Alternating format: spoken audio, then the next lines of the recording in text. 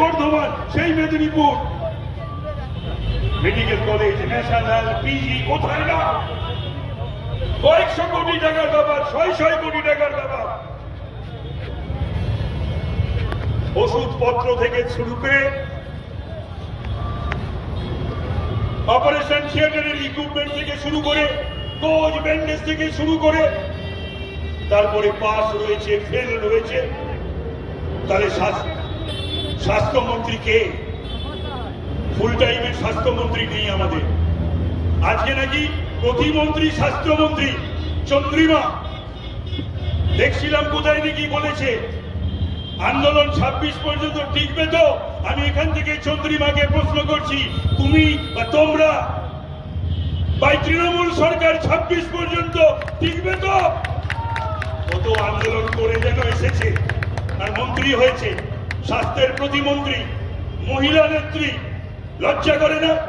যে ঘটনা ঘটে গেছে মাথা নিচু করে থাকা উচিত আজীবন। যদি শ্রদ্ধা থাকতো, নৈতিকতা থাকতো, নীতিবাদী, আদর্শবাদী, সমস্ত মুখে অনেক কিছু কথা বলে থেকে থাকে আমরা জানি, তাহলে পরে এই কথাগুলো বলতো না।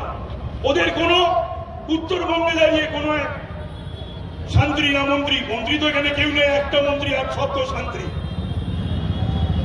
সে বলছে নাকি আঙুল ঘুরি ভেঙে দেবে। আমরা কিন্তু বাংলাদেশের সঙ্গে একবারও বিজেপি তুলনা করেনি, কিন্তু আমি আজকে বলতে বাধ্য হচ্ছি।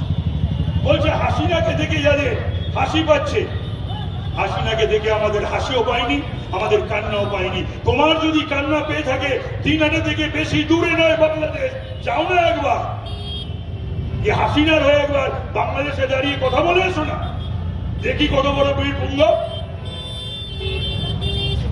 একটা কথা বলিনি, এখানেও মমতা বলেছেন ওরা বাংলাদেশ করার চেষ্টা করছে। কে বাংলাদেশ করার চেষ্টা?